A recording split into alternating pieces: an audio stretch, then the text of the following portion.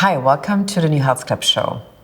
This episode is sponsored by Dr. Bronner's, the activist soap company from California. Our guest today is Christian Angermayer, the founder of ATAI Life Sciences.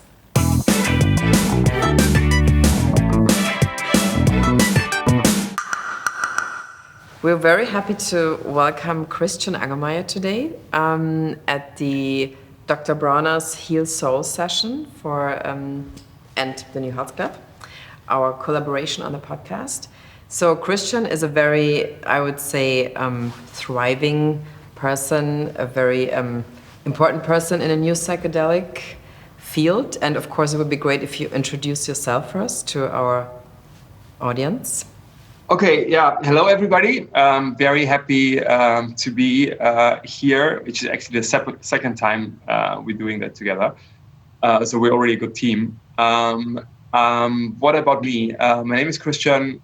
I'm German, living in London. I run my own family office, which is called Apeiron Investment Group. And I do invest a lot in psychedelics, in the meaning of psychedelics, bringing them back as hopefully soon a medical treatment for various forms of mental health disorder. So that's sort of the reason why I'm here. Otherwise, I invest a lot generally in biotech, fintech, crypto, deep tech, like space tech, AI. So the broad range of, let's say, tech investments. I sort of invest or start. I have started psychedelic companies, and sort of the biggest one, actually a platform, and then within ATAI are several compounds we're developing. Is a company called ATAI Life Sciences, which I founded, and which I would say is the largest psychedelic, if you want to call it that way, company at the moment. So in the sort of these virgin space of psychedelic medicine. Okay, and we had the idea today to do a little bit like a fast run through to the most important questions that people that might not be in the psychedelic field already would actually always ask if you talk about psychedelics. So of course, the first question would be, why are you interested in psychedelics? So my story is sort of not unusual, because I think every story is sort of special in its own way. Yeah, but I think a lot of people came to psychedelics because they were actively sort of seeking for something. So with me, it was rather not the opposite, but it was like I sort of was, in a certain way, I would use the word anti-drugs, at least for myself. I'm a libertarian, so it's not that I always said like other people shouldn't do this or that. Yeah, but I was for myself in very early years, like I remember when I was like 13, 14, and I have to say I grew up in Bavaria, where beer is sort of like a basic nutrition. Yeah, so I defined for myself and thought for myself, so I don't want to take drugs because, very positively said, I was always a happy child. I was not bad in school, so I was like, okay, you sort of have the jackpot with your brain. It's all fine, so don't risk it. Don't put anything sort of outside in your brain. And that actually sort of childhood thing sort of stayed with me. So I never have actually drank alcohol ever in my whole life. I never smoked a cigarette. I never smoked a joint. Actually, the only thing I did was coffee, and I always feel bad about that. And I started drinking coffee, I remember that when I was 26. So my first coffee I drank was 26. And I was super guilty. And so even no tea. So I was really very Puritan, I think you would say. And then like 7 years ago actually it was a birthday party, friends had sort of set me next to who is now a very dear friend who I met that evening, who's a very famous neuroscientist in Germany. So if he's watching, thank you very much for that evening. So I think their intention was a little bit, okay, let's try if we can get Christian drunk for the first time in his life. So his sort of thing was like to tell me that I'm not going to die if I drink alcohol. Yeah, which obviously I knew. So anyway, so when we had this fascinating discussion, and he pulled up as his main sort of part of the discussion, David Nutt's chart about sort of the risk of various drugs. So whoever is watching, Google David Nutt, N-U-T-T, David is a very famous neuroscientist here in London. He's at Imperial College. He wrote a book actually about the misperception we have about the risk of drugs. And the chart is very graphic because sort of it shows you what he did. He ranked all drugs, how risky they are. And the surprise fact, meaning I spill it now, but like, yeah, look at it. It's really, really worth it Googling it. Yeah. The surprise fact was like that alcohol by far, I think it was the whole score had like 80 risk points and alcohol had 72, actually followed by heroin. So heroin in a comprehensive view is a little bit less risky. Doesn't make it better. It's the second most risky drug, yeah, but it's less risky than alcohol. And then at the very end, yeah, on the right side, with a tiny risk score, which practically just means that you can hurt yourself if you do something stupid on mushrooms, were magic mushrooms. So that was sort of the basis of our discussion. And it was super fascinating because we have this sort of completely wrong, or at least, so let's say wrong, or a few in our society, which drug is risky, which not. I remember my parents who told me, if you ever take psychedelics, you're never going to come back. Like, this is like, you have a job and you stay there and all of that bullshit.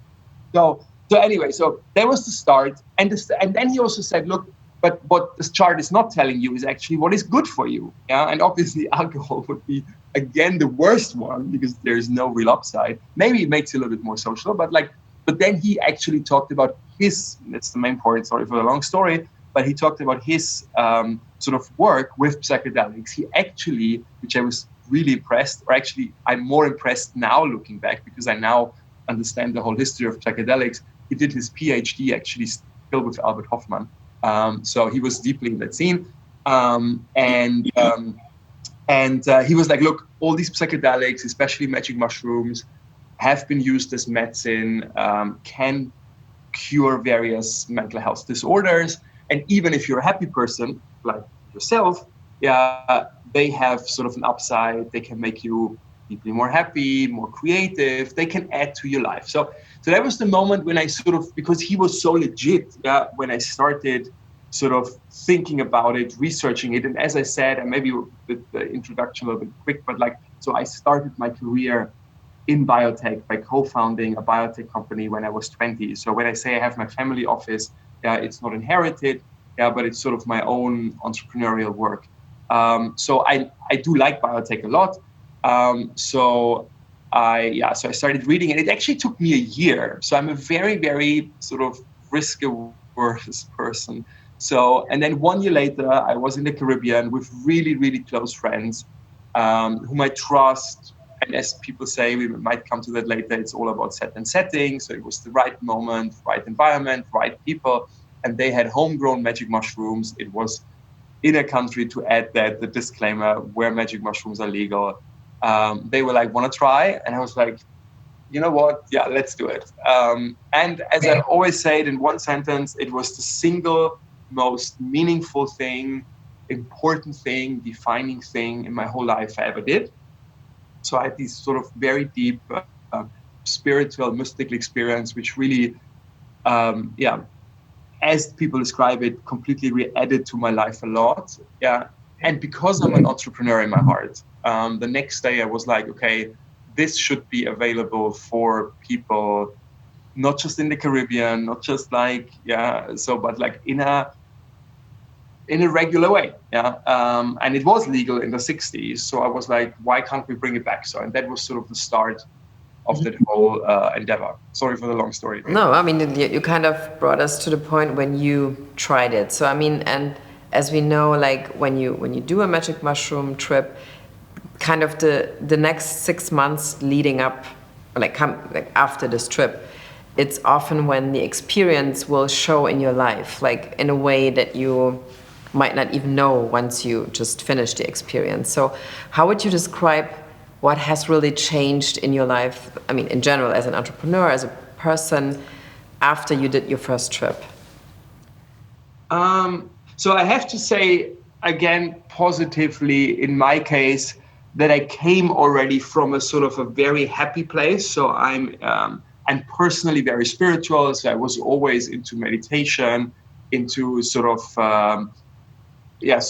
how would say in English, self-improvement, like the whole self-exploration, whatever. So, which by the way, I think, so I immediately understood why sort of magic mushrooms in that case, and in general psychedelics, can help you so much, because I saw in my case that they sort of, in a way deeper way, obviously, I was ever able to reach myself, but they sort of triggered the same mechanism or the same positive, sort of self-exploration stuff, meaning a lot of, let's say, mystical traditions or whatever try to teach you, partly without psychedelics, because psychedelics are not the only way to sort of come to that sort of revelations and sort of exploration of yourself, but they have just like sort of as Michael Pollan says, you go from 0 to 1, like, while the others, like meditation, you work and work and work, But like, I immediately saw how they sort of fitting into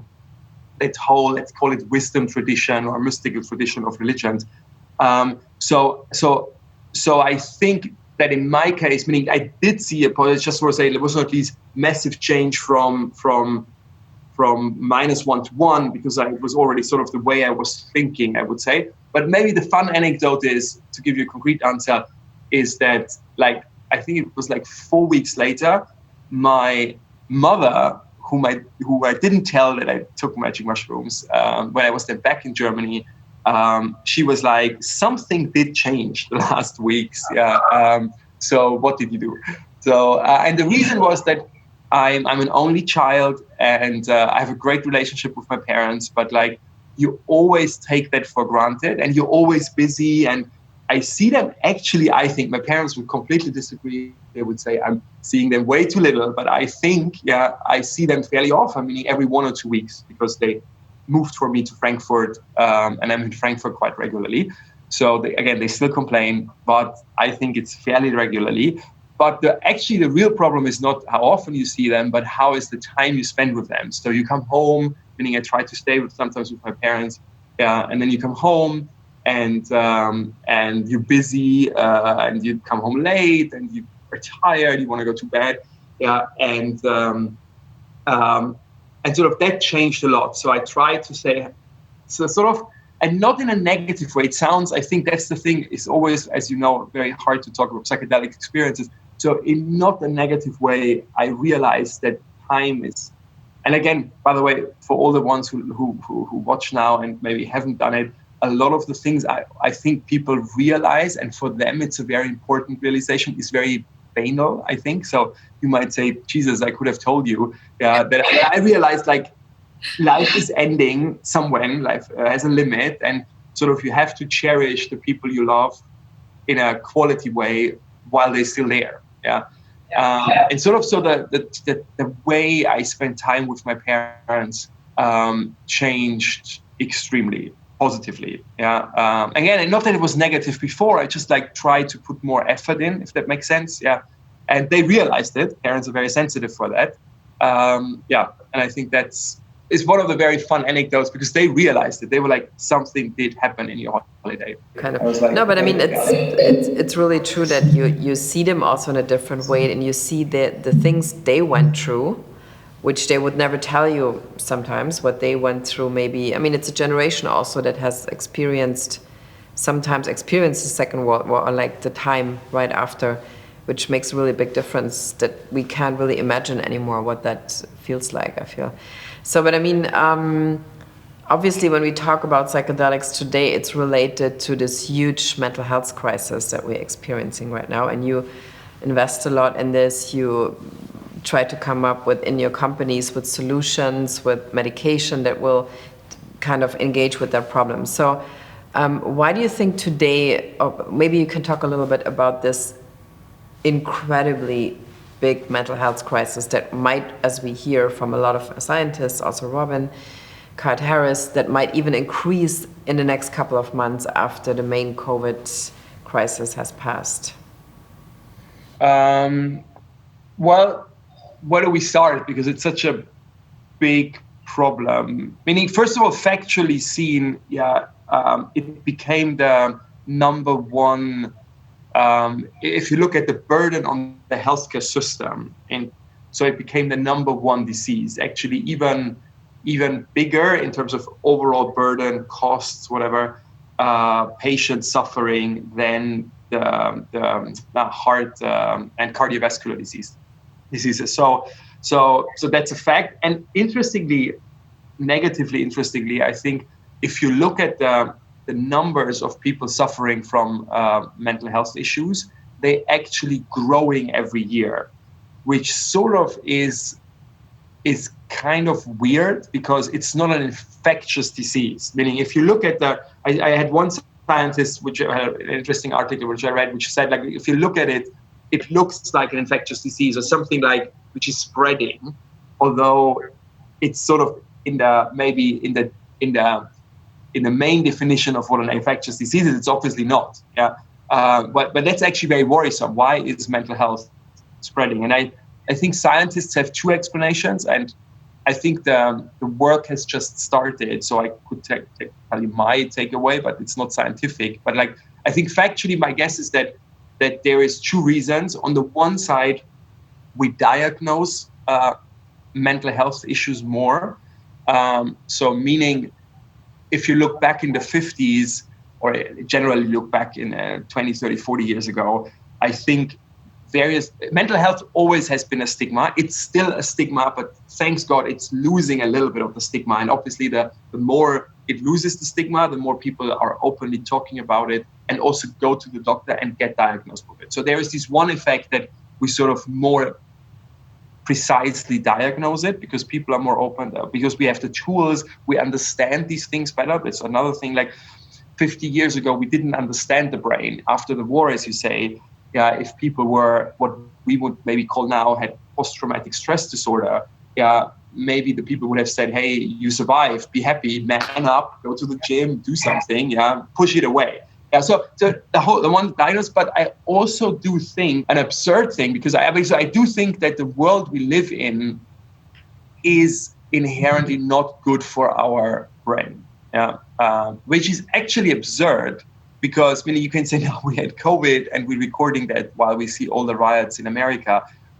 But still, if you leave these two things out, which are blinks, I think if we factually, and I'm a very, very big optimist for the world, if you look at the world as it is today, it is better in any sort of any measure, how you would measure better, from nutrition for people, from way less child mortality, way more people who have access to education and all of that. But still, although we live in a better world than maybe people after the war, which is, I think, definitely, even if you look at America, people are complaining, and I do see all the problems, but it's still better than after the Second World War in Germany, and stuff like that.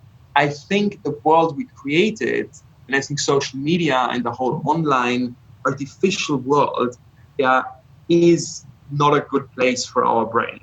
And even more, we need to think about it, because it won't go away. Social media is there for stay. The world is there, and it's actually getting, and I wouldn't like to say worse again, because I'm an optimist, but the world will be more technologized every day, every week, every month, every year. So we need to think about how can humanity sort of, if I say be saved, in that it sounds so dramatic, but how can we preserve our human core in that technologized world? And I do think that psychedelics can play a very important part in that. What you just described is this, that I think that you can almost see why psychedelics will become more important, because to really make that connection again between people that they have lost because of technology, or obviously other horrible reasons that we're just witnessing in America.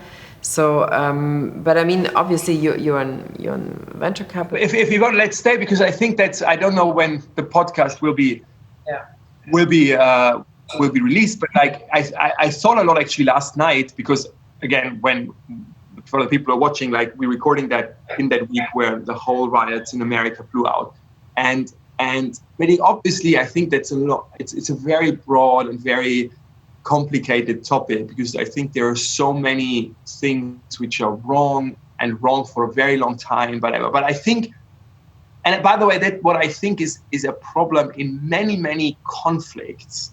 And you can take a small conflict in a relationship, for example, if a couple over decades sort of is fighting and nagging, to conflicts within a society, like if you look at the ethnic conflicts now in America, to conflicts between countries, whatever, any form of conflict sort of results in I think, deep trauma. Yeah. And the problem is, it's like a vicious circle. The longer this goes on, and one sort of, and again, I'm super simplifying, and people might watch now and say, hey, it's too simplifying. But like, if you look at Israel and Palestine, yeah, that's a trauma for maybe 2,000 years. Yeah. And the problem is, or think about a marriage, yeah, when people then go into a fight, and it's actually not about, I don't know, the toilet which hasn't been put down or whatever. It's just the occasion, but you have that whole history of hurt and trauma and pain and whatever, which is in your bag, and like you flood it like, oh, but like 10 years ago you said that, and da, da, da. So and the same, I think, again, is on a more societal basis. Yeah. And one beautiful thing psychedelics can do, they heal trauma. Yeah, this is why in the 60s they were actually used very, very successfully, MDMA and psilocybin, for couple therapy. Yeah, with an enormous success rate. Meaning it was never actually sort of used as a medication, because sort of having marriage problems is not defined as an illness. Yeah, so but it was used for that, and we have great record and studies showing. So if you go now on a societal basis, I would say we have so much trauma in our world that yes, there needs to be some, so let's say, economic change, and we need to include people more, whatever. But I think if we don't address the deeper trauma in all of that, yeah, we will not be able to really come to solutions. So it's a very, from a medical point of view, it's a very sort of complicated discussion, because obviously you just cannot prove, if I go back to our sort of endeavor, trying to make psychedelics legal again as a medical solution, you can just approve it for an illness. Yeah. And an illness is a depression, whatever. You cannot say, oh, our society has an illness. But in a certain way, our society does have an illness, yeah, or has a lot of them. And one is the trauma and the pain we inflicted on each other. Yeah. So maybe I look 20 years ahead, maybe we sort of even approach psychedelics with this broader view. Or last sentence on that, I thought a lot about, like, take all the refugees coming to Europe. Yeah, everybody is talking about, and it's great that we're talking about it. Talking is always the first step to solution, but like that we have to sort of work, and meaning we have to think about how to integrate these people. Yeah, but my bet is a big part of that people, or my guess is that they have PTSD. I mean, if you're coming from a war zone, yeah, and if you're a child in a war zone, you do most likely have what we call post-traumatic stress disorder. So, and this will hinder actually proper integration, and not because, and this is the sort of then the political wrong takeaway. You have sort of the one side who's just saying, oh, it's, let's say in Germany, it's, oh, there you have sort of the rather left who's saying, oh, the Germans need to work harder to integrate these people. It's sort of the fault of the hosts, yeah. And then you have the right-wing people who say, no, these people don't want to integrate, yeah. And maybe it's neither nor. Maybe it's nor the fault of the hosts, nor that those people don't want to. It's maybe that they have really trauma and PTSD and whatever, which just makes it not possible for them to integrate. And we would need to approach that discussion from a totally different level.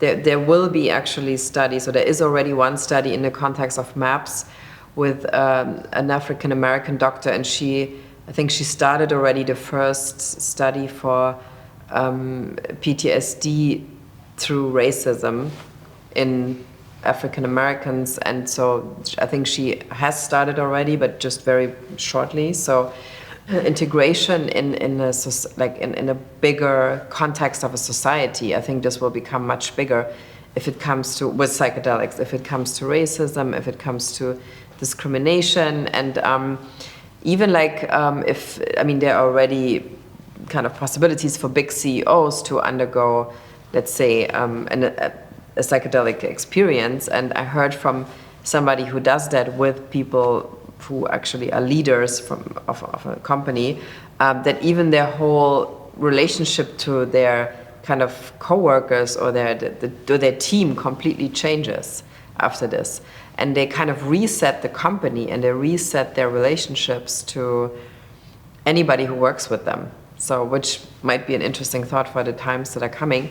But I mean, you can totally understand. Yeah. I mean, which you basically did too, in a way, right? I mean, you had different ideas about companies after you've done this. So, and I mean, what I would like to talk about also is, we kind of talk about psilocybin basically, but ATAI is also working on other substances like ketamine and Ibogaine, which most people maybe haven't heard so much about. So maybe, what is Ibogaine? What is ketamine?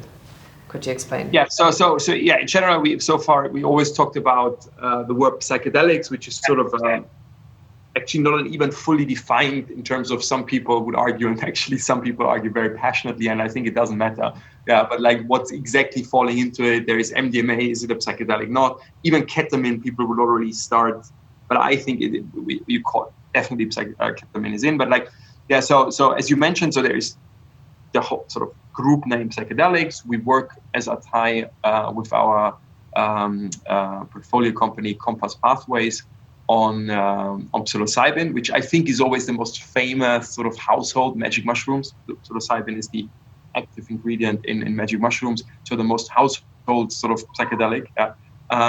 So the two sort of other main ones in ATAI are, as you said, ketamine, actually a new version of ketamine and Ibogaine. Let's start with ketamine. So ketamine, or so-called racemic ketamine, is actually very old, and not everybody, but a lot of people will have had it in the hospital, because this is actually ketamine. The racemic ketamine is a good example of what we want other psychedelics to be again, meaning ketamine, the original version, already today is legal in hospitals, and it's illegal still outside of hospitals because it can have a psychoactive effect. So it's just legal if you have it under medical supervision. But interestingly, ketamine was originally not used as a mental health drug, but in a high dose is actually a tranquilizer up to an anesthetic. So it was used to put people down in operations, to sedate them, whatever. And then the short version was that sort of anecdotally, by the way, side note, which I think will become, thanks to the internet, and because I sort of mentioned that technology can have a negative effect, technology can have multiple very positive effects. And sort of one positive effect is actually that by technology, meaning by communicating online, exchanging ideas. So doctors found out that, hey, people who take ketamine and might have been depressed before, especially actually patients they found out who had like a suicide attempt, and then they get ketamine to calm them, whatever. That the next day they were sort of not depressed anymore. Very simple. So they were like, what's happening? Like we gave them a tranquilizer and sort of the depression was gone. So and over years, sort of the realization came that ketamine also has an extremely good antidepressant effect. Because ketamine is out of patent, and that shows, by the way, and I know it's a very controversial topic, but I like always to explain it because I think it's so important that the original ketamine, because it's out of patent, nobody's investing money, because out of patent means nobody owns it, but if nobody has ownership in terms of responsibility, so nobody was sort of putting money behind this finding. So it stayed anecdotal. So people can use it technically, so-called off-label, but the risk is very high. Doctors don't do it. Not all, just a few. So, and then actually, someone they found out. This was sort of the very, very positive moment that the racemic ketamine consists of two isomers, and they called one R-ketamine and the other one S-ketamine, and they were patentable, because it was sort of a new discovery, and so then actually Johnson & Johnson was working on S-ketamine for various reasons. They thought back then, lucky me, they thought that this is the more profitable in terms of more promising one, and we actually took our ketamine, and hindsight, we took the right choice because our ketamine actually seems to have, we're about to prove that in a FDA way, but our ketamine seems to have a higher actually potency for or against depression. Yeah, and at the same time, actually a lower dissociative effect, which could even lead potentially that this could be the first ketamine you can administer at home and don't need a doctor doing it with you, which would be important because obviously the costs for the healthcare system are much higher if you have to administer it with a doctor. This is what we're working on. It's called R-ketamine, like R. And then, I mean, at the moment, like as you said, a lot of people can't go in their practice to see the psychiatrist or not go to, I mean, there are already ketamine clinics, at least all over America, I guess, in Canada.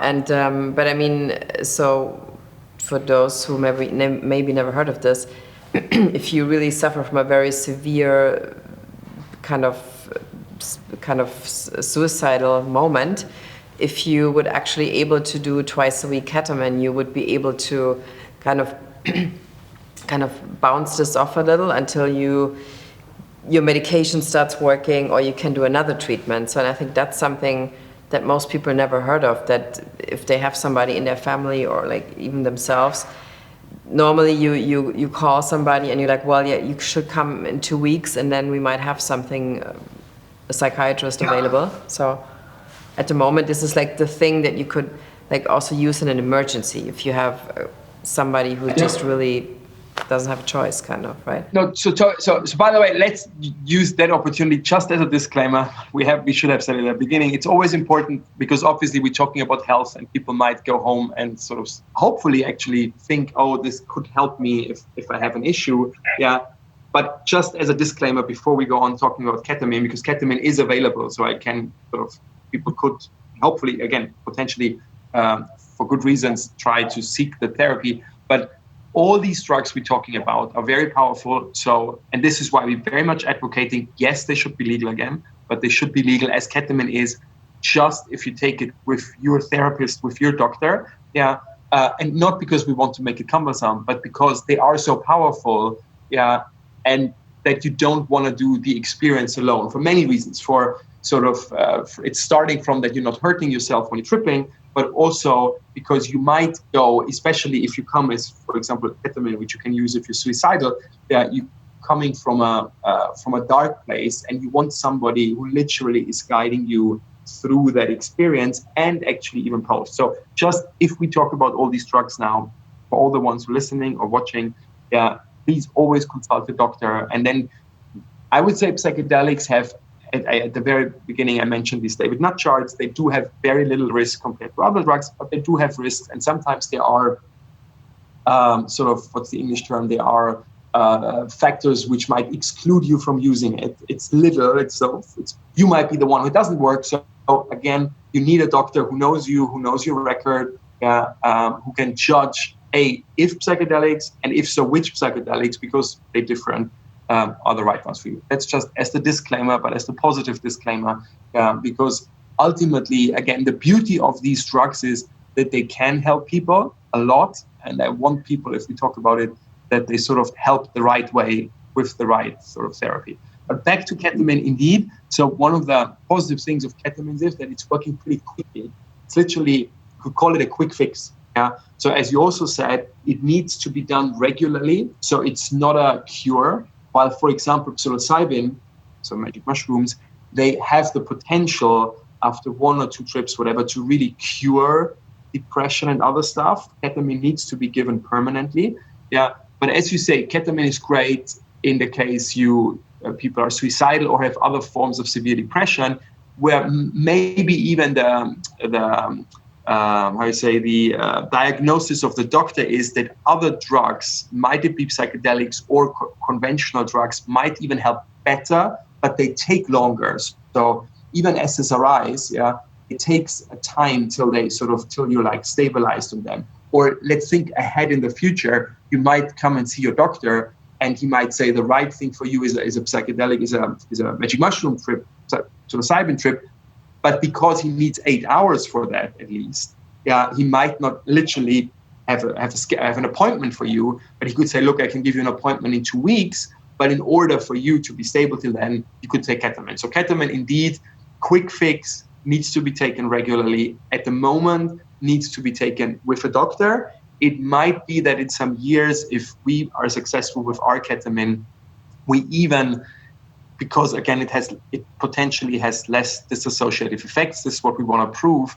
That it even could be given at home, sort of as a treatment at home, and then you can sort of schedule your appointments, whatever. And then we, of course, in a couple of weeks, we will have Deborah Mash also on the podcast. Love Deborah. It's going to be awesome. Very interesting woman. I mean, I already can say that. So with her, you work on, if I understand it correctly, like on a medication that's based on Ibogaine, right? Yes. And for those, I mean, you can explain it in a minute, but I think as far what I heard about it so far, I mean, it's really very powerful to really cure addiction, and especially heroin addiction. Actually, so Ibogaine, again, when I mention, by the way, I always say have the potential, because a lot of the sort of stories or a lot of the sources are at the moment for all these psychedelics very anecdotal. Yeah, that means there are records, people did it, but not in the way you normally would say proof pharmacological drugs. Yeah.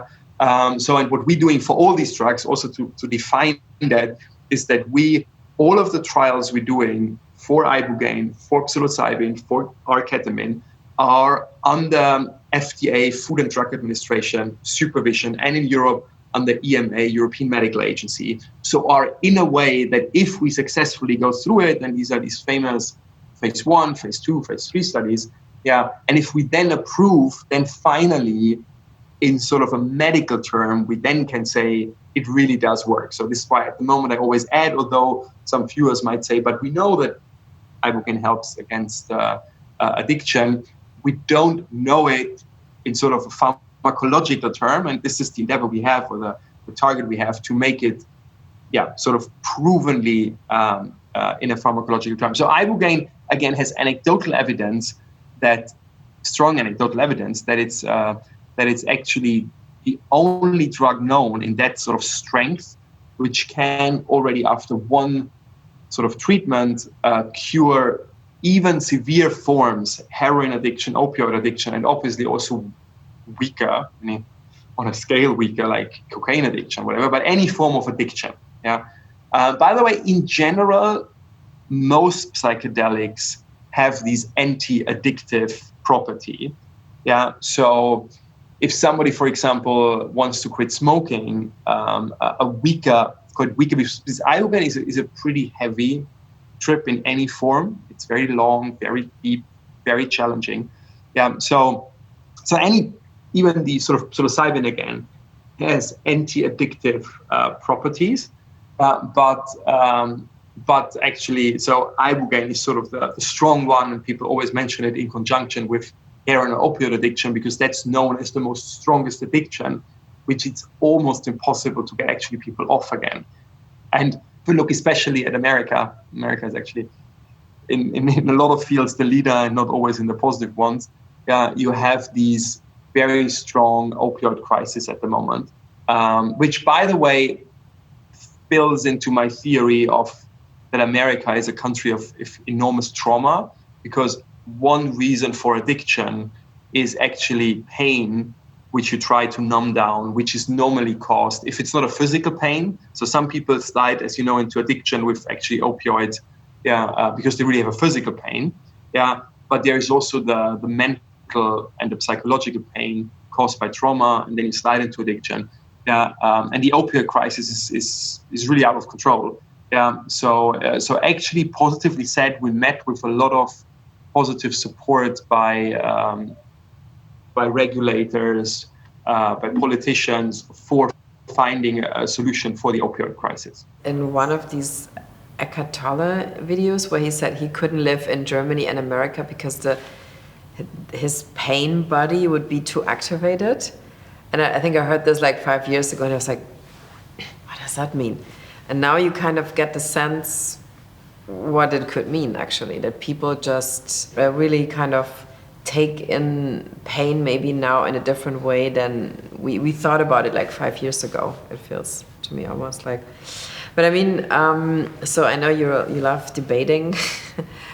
Still, there will be still a lot of people coming towards you or addressing you and saying like, well, this is like super dangerous to kind of communicate psychedelics in that way, or like, I mean, since this market is actually growing very fast. Some people will say, well, it's too fast, and it's like you have to take it a notch down in a way you actually invest in it. So, to make it short, there will be a lot of people, maybe not in your close surrounding or let's say in the entrepreneurial community, but outside of this, that will actually say, wait, this is super dangerous. There's not enough study. There's not enough, so whatever, like so and so. So what are your favorite or your best working kind of arguments? First of all, you might be right that maybe people think that I'm sort of that it's dangerous, whatever, and they don't tell me. So it's actually I'm always positively surprised how within the last years the whole psychedelic acceptance, or at least that people think about it, has positively changed. And by the way, I would credit most and for all two people. First of all, I want to say that because we talk about now what we are doing, but literally I came to the party pretty late. Hopefully in 10 years, we're going to say Christian added something to the whole psychedelic movement, but it didn't start with me at all. Meaning you can say the psychedelic movement is thousands of years old because it started, I would say, most religions, and we can talk about it a little bit later because my favorite thing is I put a lot of research in which kind of religions were started and where do you find psychedelic roots. So it's a 1,000-year-old movement, but lately I would say people like Rick Doblin. I don't know if you've not had him, you have to have him on the... This afternoon he's on. Fun? This afternoon we talked to him. Oh, perfect. So Rick is amazing, and he's working on it since more than 30 years, I think. And then you have all the people who researched it, like Albert Hoffman, you have people like Deborah, who's now working with me, but who's in Mrs. Ibogaine. Rick is Mr. MDMA, Deborah is Mrs. Ibogaine. So just want to say, so I'm standing there on the shoulders of giants, so to say, and try to add sort of my sort of piece to the whole puzzle. But another person I want to mention when you say how is the public perception is Michael Pollan. So whoever is watching and who has not read the piece or the book of Michael Pollan in English, How to Change Your Mind. I don't know the German title, is very similar. Which is a book which changed over the last 2 years, sort of single-handedly almost, the public perception of psychedelics. He was on every talk show and he's very great with it. And he got the right, and this is what I'm trying for myself actually to sort of get as well. He got the right line, fine, thin line to say, look, I think everybody who has done psychedelics for him or herself is very enthusiastic. I think it's not possible to have done it yourself and not be positive about it. So, but at the same time, again, we need to always mention there is not one fits all. You need your guy. I mean, there's so much. So and Michael Pollan did that great. On the one side, I think he got across the enthusiasm because he tried it himself. But on the other side, he, in a very, very good way, explained it scientifically, what's happening in your brain, which we understand now in the meantime, better at least. And what are also the limitations, because also there is never a wonder drug. I think always when things in history were the wonder drug, they fail because you can't live up to that expectation. So he's sort of the limitations. So, and that's sort of my experience as well. People are open to talk about it. In my case, I normally get people if they are sort of skeptical.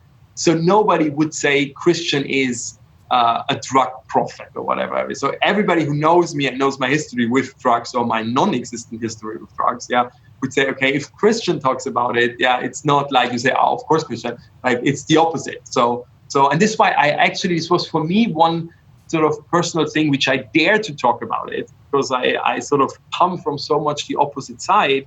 Yeah. Again, I think people don't think I sort of did it for party at Berghain or whatever. Yeah. So that's not at all who I am. Yeah.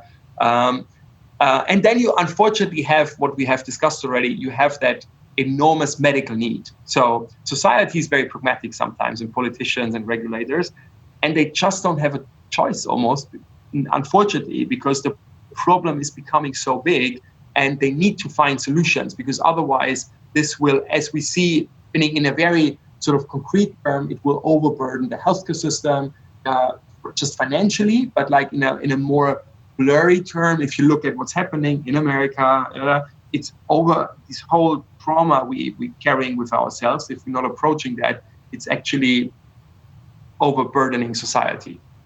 But I mean, what I find interesting, you basically, I mean, I think we did the first podcast a half a year ago, and this is when you were already a very, like I said earlier, like a very thriving force to bring this topic forward. You started to talk about it in articles about you, like in a way that other people maybe would never talk about it. So, I mean, how would you say, I mean, or do you think that you as a person also have changed since you started to get into this really, for so many people, really big topic of mental health care? Because I feel the more I also get into this, the more I feel how many people are really very desperate if it comes to that topic, and how they're looking for solutions. And I mean, even we as a still kind of smaller business at the moment get like 5 emails a day where people ask, what can I do? Where can I go? What should I do? Can I talk to you about this? So, and I feel in a way that it changes you as a person also a little bit. And maybe in a weird way, because you did also like a psychedelic experience where your ego kind of is suddenly no longer so much relevant to yourself even. And I feel it in an interesting way. You become also like a tool in a really good way to bring this to people that would never otherwise have had that solution. Yeah, so as you said before, it's very hard to take psychedelics and you not want to help other people, or because you feel connected more to people, and that obviously positively is also, if you feel connected, you want to help people. So I think sort of what we try to contribute is that the not the mistake, because it's very hard to call it a mistake, but like the sort of where I think the 60s went a little bit the wrong way. If you look at Timothy Leary, they sort of try to cut corners. And I always try to, and I have that also in other themes I'm investing in general in biotech or in other tech themes. I have a very good friend who's one of, from my point of view, the most amazing leaders, the president of Rwanda, who I learned that from, because he had this country coming from the genocide and he rebuilt it, whatever. And what I learned from him is that change also takes time. So and there, we're actually talking about discussing or having debates where I sometimes disagree with sort of other people in various fields, not just psychedelics, where some people really want, in Germany, you say, with the head through the wall. Yeah. And I think for positive reasons, because they see something is working very well. And then the immediate impetus is, why not now? And why not legalize psychedelics, give it to everybody, whatever. But if you look in human history, society is very complex. And normally you need to be careful to take your own experience, which is very positive, and sort of extrapolate and say now 100% of people need to think like I do. And I learned from my actually friends in politics, like the president of Rwanda, that societal change also needs time. So as sort of, if you want to call it that way, as an activist or as somebody who wants to bring change, you need to go that fine line that you want to bring change. And I want to change something. I want to make psychedelics legal again as medical treatment. That's a very big change for society. But at the same time, I need to acknowledge that, as you say, people might be afraid of it. People might think it's crazy. Yeah, and we need to take these people with us on the journey. And that takes time. So that's not an overnight thing. Yeah, that takes sort of a lot of convincing, which you can do via studies, whatever. So, and I think that's sort of the way how I look at it in general on a lot of sort of change campaigns or change stuff, like, that you sort of, it's always risky if you take your own individual experience and enforce it on society too quickly. You always need to think that there are other people who have other experiences. And that's, by the way, if in a political sense, why I like the politician, because I think what we dislearned is like debating. And debating does not mean that you just throw your arguments on the other side and then you expect that the other side is changing immediately because just you said it. Debate also means that you try to think about the argument the other side brings on and why do they think that way. And that you sort of, and again, that's, I think, is the real psychedelic experience as well, that you're becoming open for the other side. And even if you don't disagree, for example, I don't think that every debate has to end in me agreeing with the other side or the other side with me. I think the debate, the main thing is that I realize that the other side has good ideas as well. I might disagree with them, but I realize where they come from, why do they think that way? And then I start weighing them and say, well, maybe they're right, maybe I'm wrong, maybe I'm right. So and that is, I think, what we completely lost in politics. It's just like shouting at each other. And by the way, they're both sides. In that context, I had a sort of not fun, but like interesting question in one of the last interviews, and I get it actually pretty often. Which were like that one of my really close friends and investors in ATAI is Peter Thiel, and Peter Thiel is supporting Trump. And a lot of people are like, are President Trump and psychedelics not mutually exclusive? And it's already actually, I think, completely wrong, because it implies, that question already implies that the person who asks the question makes the point that he or her is 100% sure that President Trump is wrong. And it might be, I don't want to go into that discussion now, but it's actually wrong to imply that. It's always because half of America voted for him. Maybe the critical people would say a little bit less than half, but it doesn't matter. People voted for him. There are people, and it's important. And I think what psychedelics told me is, again, to accept people, first of all, as a first step, and always assume, when I have a debate with somebody or a discussion, I assume that the other person knows something I don't. By the way, or at least feels something I don't, because they have their own history, which makes them come to a certain sort of conclusion, opinion, feeling. And it's acceptance means that I really accept it, whatever it is, and then try to find a common basis. So for me, psychedelics teach you that you should be very inclusive. Again, it doesn't mean that I need to agree with them on something, but it means that I accept that they have their opinion, I have my opinion, and from that acceptance, we can find maybe common ground, and then try to, again, what I love to do is debate, is to sort of convince the other side, but convincing with a form of positive acceptance first. I mean, also like what you just said, like when you had an experience like that, I mean, I think you even feel like a psychedelic experience. I think what happens first is that your whole kind of image of the idea of the world is gradually changing anyway, without you having the chance anymore to to take it back in a way, which is, I think, sometimes very interesting, because you realize that your perception has changed, like sometimes a little later on, or something happens that you would, under other circumstances, you would handle that situation completely different. And then suddenly you're like, wow, I didn't do this or that or this, and I didn't think this or that after I've done this, let's say, psilocybin trip 6 months ago. So, and I think this will actually contribute to an exchange of people also in a different way that they were able to have before, or like just unfriend somebody on Facebook as a reaction of somebody or something that somebody said that you might not agree with, or you even get really furious about them, but you rather would write, well, this makes me angry, instead of like, okay, 50% of my friends are not just out. So which is a wrong... I'm always proud of one thing. I'm joking every morning, but if I look at my Facebook feed, it's really diverse. So there is not a single topic in sort of my friend group agrees on. So I have like the one, and I think it's good because I get a diverse view, on the world, and I can make my own. I think this whole echo chamber, that's a completely different topic. It's all so bad. Like, because again, life is in a nice way, I think, complicated. I don't want to say complicated, it's diverse.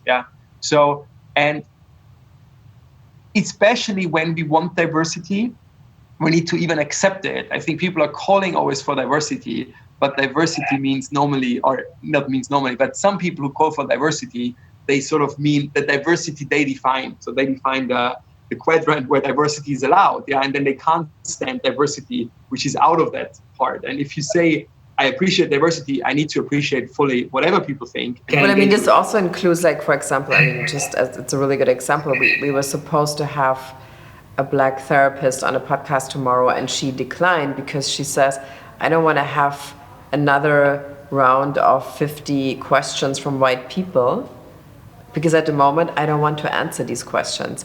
And that also includes like accepting their state of mind and saying, well, now you should tell us about how you feel as a Black person, and then maybe not anymore like in 2 months.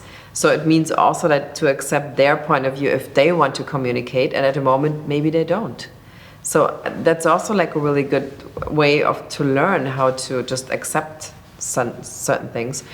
But coming quickly back to, because I think that's an important question we should really have on the podcast, is you mentioned it earlier, that how the whole psychedelic idea of the whole psychedelic, let's say, meaning is also very much connected in the end to religious and spiritual experiences, which we also don't really have anymore today. Not very much, actually, or we don't actually have it as a community anymore. Maybe just on your own private meditation altar or in your Zoom yoga class at the moment, but not anymore, or wherever, a Google Hangout class. So for you, that was always something that was very important to you, right? I mean, to think, to kind of include in general, the spiritual experience. Yeah, meaning already before psychedelics, but especially with psychedelics, I think it's very hard to describe a psychedelic experience for most people without sort of using let's call it spiritual, religious sort of words. Yeah, the problem with it, why I'm already now struggling again, is that religion is one of the most sort of emotionally loaded themes of our time. And actually, most likely it has been that for the history of humanity. So meaning if you use words, religious terms, to describe a psychedelic experience, I might want to say something else than the recipient of my words is thinking, because every single word, if I use the word God, if I use the word divine or whatever, that all is loaded with so much of your personal experience vibe. So that's why it makes it so complicated. And I think, for example, this is why so many psychedelic experiences are using pictures and yeah, it's in a really true way, a psychedelic experience actually hard to put in words in general. Yeah. So, but if you go back, if you stay like maybe on the science side, if you go back in history, psychedelics are deeply rooted in religious ceremonies, or maybe the other way around. I think religious ceremonies are deeply rooted in psychedelics. So many religious cults, or even what we would call today a mainstream religion, are actually, at least are heavily influenced by psychedelics. That I would actually, more or less, it's always say for everybody. But like, I think most religions, even the ones today, Christianity, Islam, Buddhism, Hinduism, are influenced, if not really, that the original sort of founder has had psychedelic experiences and that led him to start the religion. Yeah, actually, at least certain subgroups of Islam, for example, do think that the substances Mohammed used to communicate with the angel, might have been psychedelics. So there's Shiite Islam is actually endorsing psychedelics and is not putting psychedelics in the same category like they would put alcohol in at all, meaning they see it as a positive thing. So So so many religions are based, again, or at least influenced by psychedelics, which, by the way, is also an important thing because we try to mirror that. Always, if psychedelics were used in religious sort of contexts, they have been used by shaman priests, so in a guided setting. Yeah, and actually, sort of the shamans of our times, the priests of our times, are then the psychotherapists and the doctors. Yeah. So we're trying sort of to take actually, or to build on that experience of tribalistic religious cultures, and practices, and sort of bring them into our time. Yeah, I think that I think we had the whole kind of current situation kind of addressed very well. So, and thank you for your time. Thank you very much. It was a pleasure as always. Hopefully we do it regularly because the psychedelic movement is hopefully moving ahead. So we have maybe regularly some things to discuss. And thank you very much. And thank you for everybody watching. Hopefully it was a pleasure.